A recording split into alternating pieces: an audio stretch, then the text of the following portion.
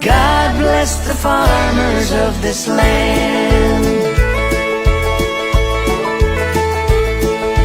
They're already working when you start your day, planting crops and feeding stock so you can fill.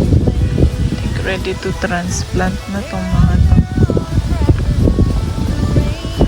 Grabe, ang luwang. Ito, pinag-anihan na. And the newly transplanted lettuce. Grabe, puro lettuce. Tingnan natin yung lettuce nito. Malalaki. Sakto lang pala.